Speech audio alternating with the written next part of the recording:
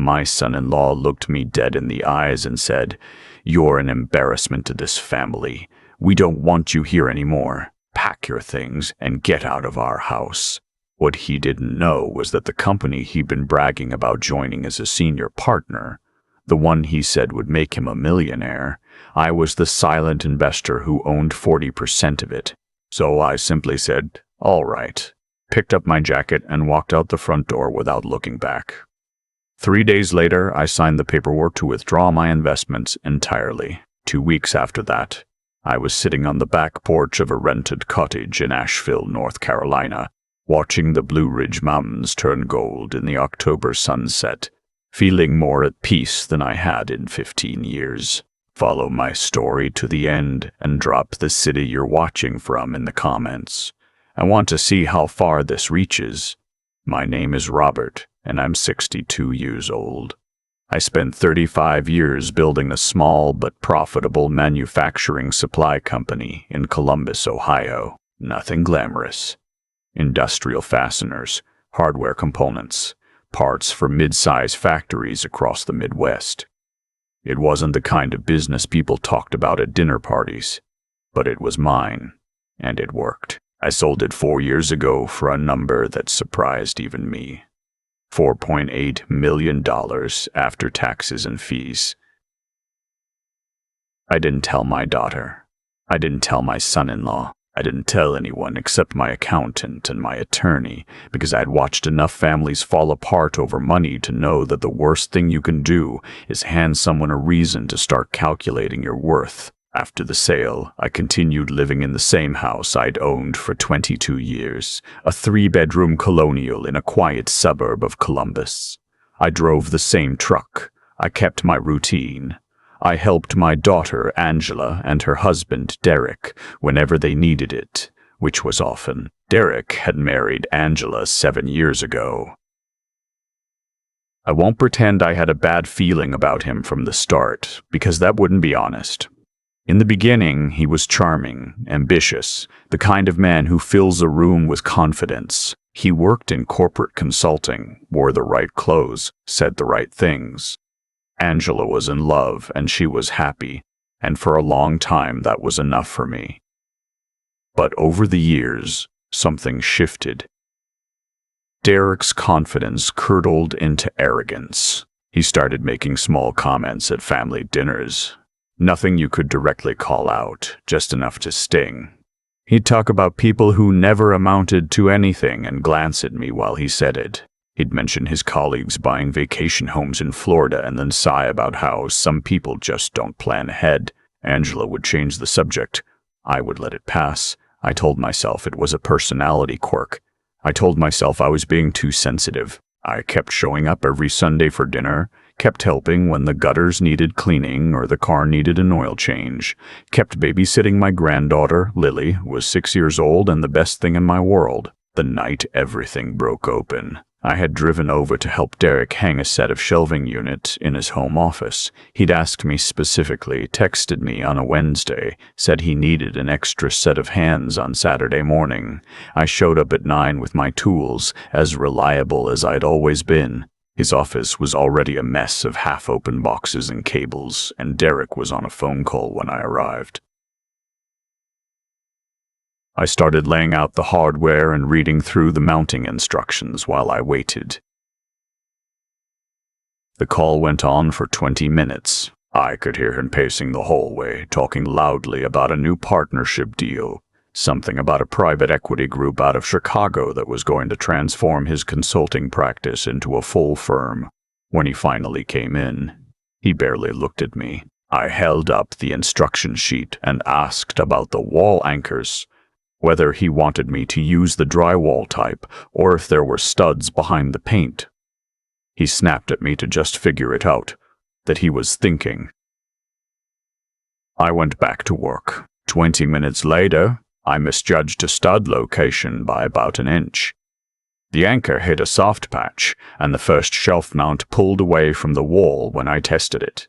Nothing fell, no damage done. I pulled the anchor, filled the hole with spackle I had in my kit, and moved to mark the correct location 2 inches over. Derek had been watching from the doorway. I heard him exhale slowly, the way someone does when they've been holding back for a long time and just decided to stop. "You know what?" he said. "This is exactly the problem." I looked up. "I've got it. Just missed the stud by a hair. It'll be fine. I'm not talking about the shelf." His voice had gone flat and cold. "I'm talking about you being here, in my house, every weekend, moving things around, touching things, acting like this is still somehow your space to manage." I set down the drill. "Derek, I'm here because you asked me. I'm asking you to stop." He crossed his arms. "Angela's too nice to say it, so I'll say it. You have made yourself too comfortable in our lives. You show up unannounced. You give Lily opinions that contradict ours. You hover over everything we do. Like we can't function without your approval. You're retired. You're done. You don't have a business. You don't have a purpose. And honestly, Robert, you don't have much to offer anyone at this point. You're becoming a burden to both of us." The room went very quiet. I heard Lily in the hallway. She'd been watching a cartoon downstairs, and I could still hear it faintly through the floor. I thought about her hearing this conversation. I thought about Angela somewhere in the house and whether she knew this was happening. I thought about 35 years of 60-hour weeks and the $4.8 million sitting in a portfolio she knew nothing about, and the 40% stake in Derek's new firm that I had been quietly considering for 3 months as a way to help him, to be useful, to give him exactly the kind of future he was always performing for. I thought about saying all of that. Instead, I placed the drill in my toolbox, latched it shut, and picked up my jacket from the chair where I'd left it. "All right," I said. "I'll get out of your way." Derek seemed thrown by the calmness. "Robert, I'm not trying to be cruel. I just think some boundaries, I understand." I looked at him for a moment, really looked at him, and then I walked out of the office, down the stairs, and through the front door. Angela was in the kitchen. She heard me come down and called out, "Dad, you done already?" I paused at the bottom of the stairs. I wanted to walk in there and tell her everything, but she had heard enough from her husband over the years to learn how to look the other way, and I had watched her do it. That was its own kind of answer. "I've got somewhere to be," I said. "Tell Lily I love her." I sat in my truck in their driveway for a few minutes before I started the engine. I wasn't shaking. That surprised me. I felt something much quieter than anger. A kind of clarity that comes when something you've been half knowing for a long time finally steps into full light. Derek had called me done. Purposeless. A burden with nothing to offer. The 40% stake I'd been planning to invest in his firm was sitting in a structured account, undeployed, waiting on my signature. On the drive home, I made a decision. I called my attorney, a man named Paul Garrett, who had been handling my finances since before the sale. He picked up on the second ring. "Paul," I said, "the Meridian Capital Group introduction. Derek's new firm. I need to formally decline participation. Pull my name from the preliminary documentation." "You sure?" He paused. "The structure was favorable." "I'm sure." "And Paul, I want to talk about that property listing you forwarded me last month, the one in Asheville. I had been sitting on that listing for 6 weeks, a 4-bedroom craftsman on 2 acres outside the city, with a covered porch that looked out over a valley. I had driven through Asheville the previous spring and felt something I hadn't felt in years. The sense that a place had room for me in it. "The listing's still active," Paul said. "Let's move on it," I told him. That evening, I walked through my Columbus house slowly, room by room, the way you do when you're deciding what it means to you. I had lived there since Angela was in second grade. Her height marks were still penciled on the doorframe in the kitchen. Her old bedroom still had the shelving units I'd built for her when she was 12. I sat at the kitchen table and let myself think about how we had gotten here. Derek's slow erosion of whatever space I once occupied in that family and my own part in it. I had kept showing up, kept offering help, kept trying to be useful in ways that were more about my own need to matter than about what anyone actually needed from me. I hadn't known how to just be a father without a task attached to it. I found a box in the back of my closet that I hadn't opened in years. Inside were cards and drawings from Lily going back to when she was 2, finger paint smears with "Pop, Pop" written in Angela's handwriting at the top. Underneath those, older things, Angela's report cards, a letter she wrote me when she was 9, after I missed her school play because of a work trip. The letter said, "It's okay, Daddy. I know you're busy. I still love you the most." I had never written back, had never acknowledged receiving it, had just folded it up and put it in a box. I sat with that letter for a long time. The next morning, I made 2 calls before breakfast. The first was to a real estate agent about listing my Columbus house. The second was to the rental office in Asheville to arrange a month-to-month lease on the Craftsman property while the purchase closed. I wasn't running away. I was choosing, deliberately and on my own terms, where I would be next. The closing took 6 weeks. During that time, I stayed in Columbus, sorted through 30-plus years of accumulated life, and donated or stored everything I didn't want to bring forward with me. I told my neighbor Frank that I was relocating. I didn't leave a forwarding address with anyone else. I canceled my Columbus phone plan and got a new number. I hadn't heard from Angelo or Derek since I walked out of their house, and I hadn't reached out either. I wasn't doing it to punish them. I was doing it because, for the first time in a long time, I needed to find out what my life felt like when it was being lived for me. The drive to Asheville took 7 hours.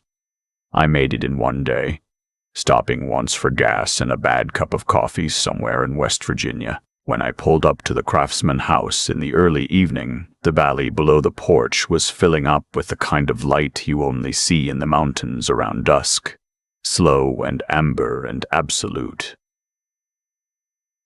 I sat on the porch steps for a long while before I even went inside. I settled into a routine within the first week. Mornings were slow by design. I had not had a slow morning in 35 years. I made coffee on a percolator I bought at a local hardware store, sat on the porch, and read. Afternoons I spent exploring the area, the farmers' markets, the bookshops, the hiking trails that started within a mile of my front door. In the evenings I cooked real meals for the first time since before Angela was born, working through a cookbook I found in a second-hand store downtown. I joined a woodworking group that met Tuesday evenings at a community workshop space. The group was mostly men my age and older, a retired electrician named Dale, a former high school principal named Marcus, a widower named Art who made furniture and gave most of it away. They welcomed me without ceremony. Nobody asked what I used to do for a living or what my net worth was. We just made things with our hands and talked about nothing in particular, and it was, I realized one Tuesday evening driving home through the mountain dark, exactly what I had been missing for most of my adult life. Back in Columbus, things were unraveling in ways I didn't witness but heard about later. Angela had noticed I was gone, really gone, on the second Sunday when I didn't come for dinner and didn't answer my phone. Derek had told her not to worry about it. That I was probably sulking. That I'd come around in a few days once I'd cooled off. The second week, Angela called my old number and got the disconnection message. She called Frank next door. Frank told her I had moved.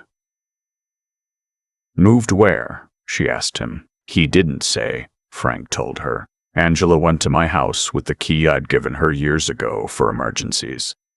The house was empty, professionally cleaned, cleared out, the kind of vacancy that tells you immediately this wasn't temporary. In my home office, she found the things I had left behind deliberately, or rather, the things I had cleared out and forgotten about. A folder of papers related to the Meridian Capital Group consultation. Inside were preliminary investment documents with my name on them, attached to a cover sheet outlining the terms of a proposed 40% ownership stake. The dollar figures were visible.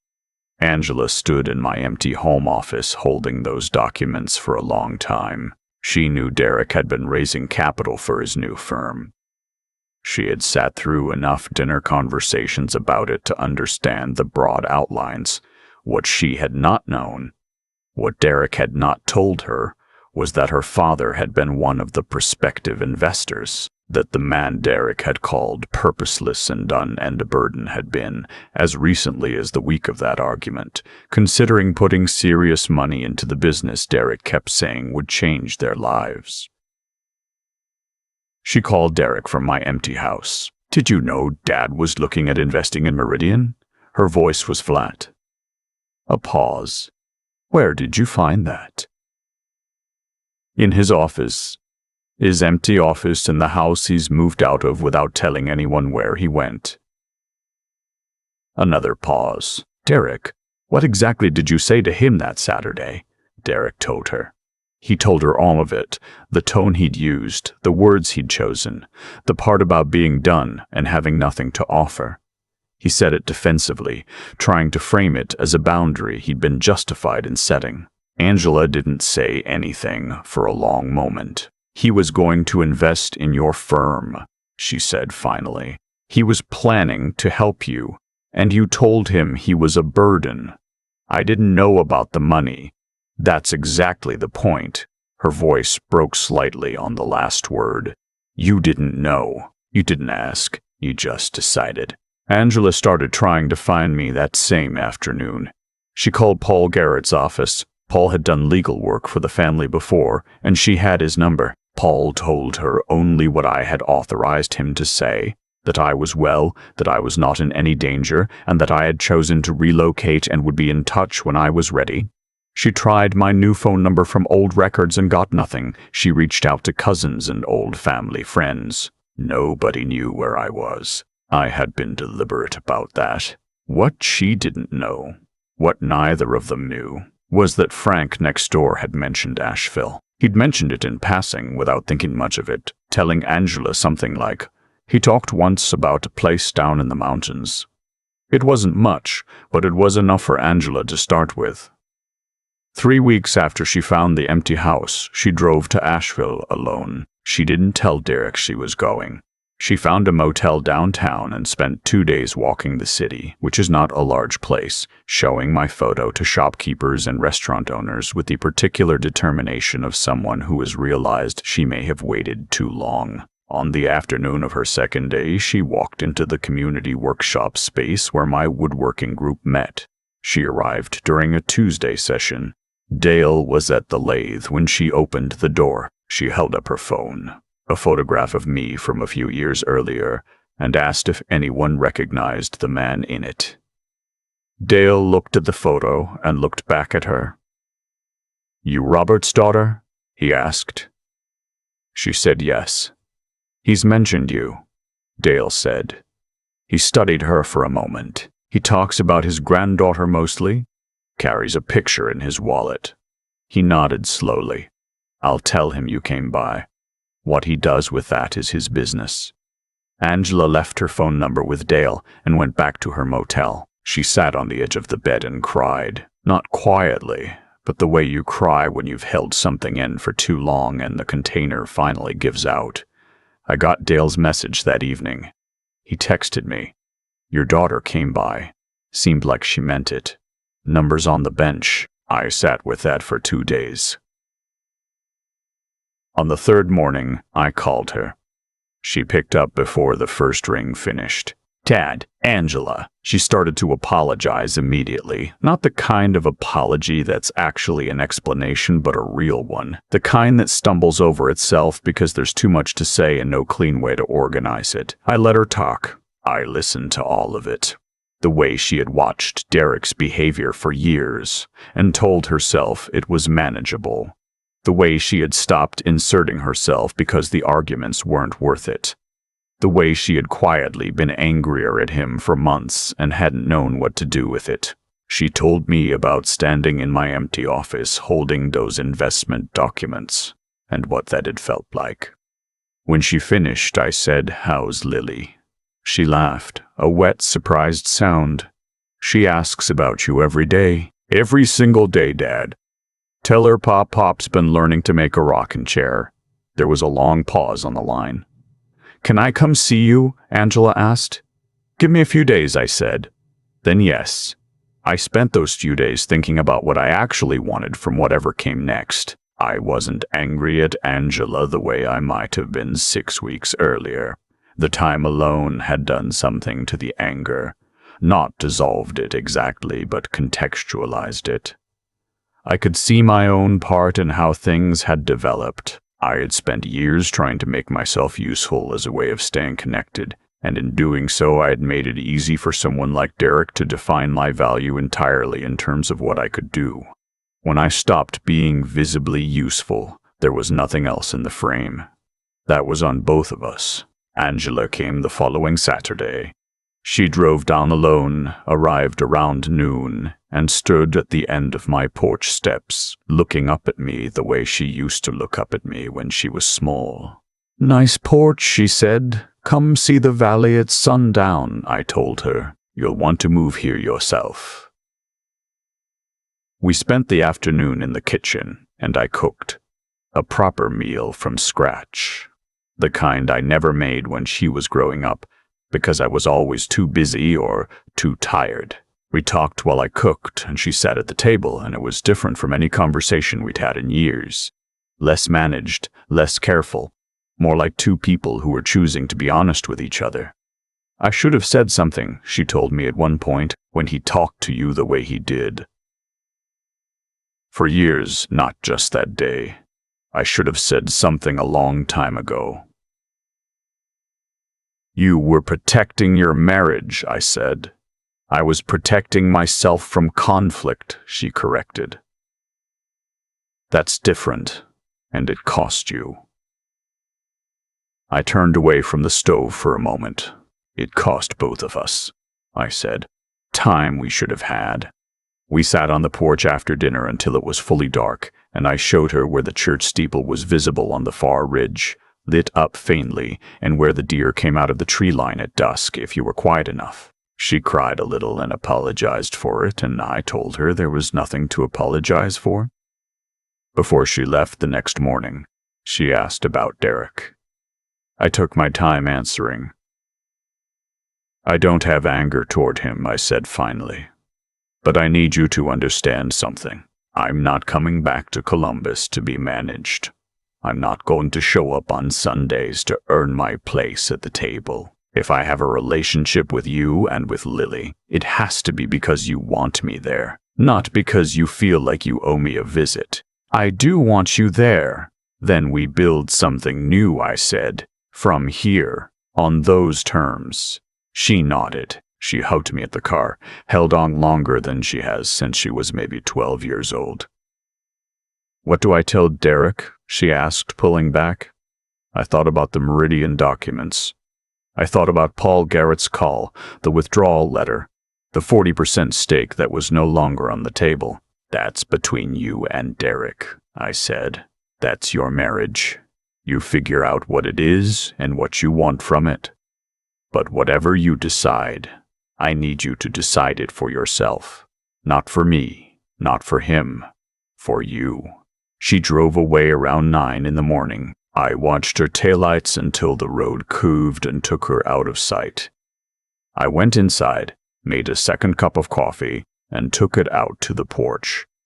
6 months later, Angela told me that she and Derek had started couples counseling. She said it carefully, watching my face like she was waiting for me to say something about it. I told her that sounded like a healthy thing to do, and I meant it. I wasn't interested in their marriage as a story about Derek getting what he deserved. I was interested in my daughter building a life that was honest and solid, whatever shape that took. Derek called me once, about 4 months after everything. A short call, stilted, but he made it. He said he had been thinking about what he said to me that Saturday and that he had been wrong. He didn't dress it up or explain it away. He just said it. I thanked him for calling. I said I appreciated it. And I meant that too. The woodworking group has become something I didn't expect. A real community. Art, the widower who builds furniture to give away, has become a genuine friend. We had breakfast last month at a diner on the edge of town and talked for 3 hours about nothing that mattered and everything that did. Dale is teaching me to work with reclaimed wood. Marcus, the former principal, has started coming to my place on Friday evenings and we play chess badly and talk about books. I finished the rocking chair I told Angela about. I sent it to her in Columbus, had it shipped in a crate. She sent me a photograph of Lily sitting in it with a book in her lap, socks pulled up to her knees, completely absorbed. I printed the photograph and pinned it above my workbench in the garage. Lily is coming to visit next month. Angela is bringing her for a long weekend. I've been stockpiling things to do. The hiking trail with the waterfall, the ice cream place on the square downtown, the workshop where Dale says Lily can sand a small wooden box and take it home. I've been looking forward to it the way I used to look forward to things when I was young, with uncomplicated anticipation. Angela asked me recently whether I regretted walking away from the Meridian investment, whether I ever thought about what might have happened if I'd stayed involved and simply accepted Derek's terms. "What terms?" I said. "Being in the background," she said. "Being useful without being acknowledged." I looked out at the valley from the porch where I have now spent more evenings than I can easily count. The money was never the point, I told her. I had enough money. What I didn't have was a life that felt like mine. I paused. Derek did me a favor that day, whether he meant to or not. He said the quiet part out loud, and once something is out loud, you can't unhear it. Angela was quiet for a moment. "What did you do with the investment?" she asked. "The Meridian money. I gave part of it to the Community Arts Center here. They were trying to buy a building." I took a sip of coffee. "The rest is in a trust for Lily's education. Has been since before I left Columbus." Angela didn't say anything for a long moment. "Dad," she finally said. "Don't," I said, not unkindly. "It's not about the money. It never was. You know that." She did know. That was the thing. By then, she genuinely did. The Blue Ridge Mountains in November are something I wasn't prepared for. The color starts in late September and builds into October, and by November the hills are so rich with bronze and copper that you find yourself standing on your porch at 6 in the morning just to look at it. Coffee going cold in your hand, feeling grateful in a way that doesn't need explaining. I am 62 years old. I built something from nothing, sold it quietly, and walked away from a version of myself that had stopped serving anyone, least of all me. I found a town that didn't know my name and learned it anyway. I found people who sat with me on Tuesday evenings and built things with their hands and asked nothing of me except that I show up, and I found my daughter again. Not the obligatory version, not the managed version, but the real one, who drives 4 hours to sit on my porch and watch deer come out of the tree line and says, "This is the most like yourself I've ever seen you, Dad." She's not wrong. I'm not the same man who left Columbus, and I don't plan to be. The man I left behind was waiting for someone to tell him he was worth something. The man I'm becoming already knows. Now I want to hear from you. If someone you trusted made you feel like you were done, like your best days were behind you and you had nothing left to offer, what would you do? Have you ever had to walk away to find yourself again? Tell me below. And before you go, I've got 2 more stories on the end screen that this channel's viewers keep coming back to. I think you'll understand why. Thank you for being here until the end. There's a version of this story where I stay, where I swallow what Derek said, go back the following Saturday with my toolbox, and pretend the whole thing never happened. I've thought about that version. It wouldn't have been hard to choose it. I had chosen it in smaller ways for years, but here's what I've come to understand. The way people treat you is rarely an accident. It builds slowly, one unchallenged moment at a time, until the treatment becomes the expectation, and the expectation becomes the norm. Derek didn't say what he said to me out of nowhere. He said it because nothing in our history had ever given him a reason to believe there would be a consequence. I had shown up, absorbed it, and returned, over and over. That pattern was something I had helped create. That's the part that took me a long time to sit with, my own role in it. It's easier to point at the person who said the cruel thing. It's harder to ask yourself why you kept walking back through the same door. For me, the honest answer was that I had confused being needed with being loved. I kept making myself useful because usefulness felt like connection, and I was afraid that without it, I had nothing to offer the people I cared about most. Derek, in his cruelty, had simply said out loud what I had quietly feared for years, and fear, when you finally face it, loses most of its power. What I did after I walked out of that house wasn't revenge. I want to be clear about that.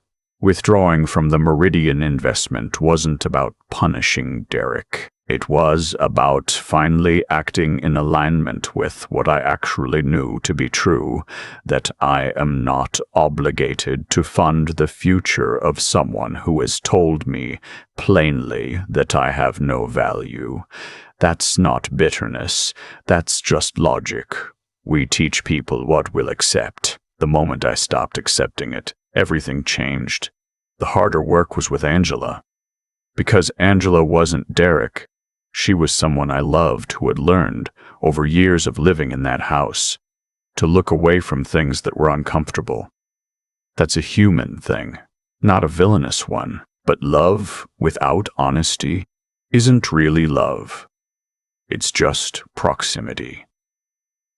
What we've built since, with the hard conversations on the table and the easy Sunday calls and Lily in that rocking chair, that's the real thing. That took both of us choosing it. I'm 62 years old, and I'm building furniture on Tuesday evenings in a mountain town I'd never been to 3 years ago. I have a porch and a valley and a friend named Art who gives away everything he makes with his hands. I have a granddaughter who calls me on FaceTime to show me her drawings. None of that was possible, as long as I was trying to earn my place in a room where the door was already closed to me. The life you want doesn't announce itself. You have to walk toward it, sometimes away from everything familiar, sometimes without knowing exactly where you're going. What I know now is that dignity isn't something someone else grants you. It's something you claim by refusing to live without it. If any part of this story felt familiar to you, sit with that. The question worth asking isn't what someone else did wrong, it's what you're still willing to accept, and whether that's the life you actually want to be living.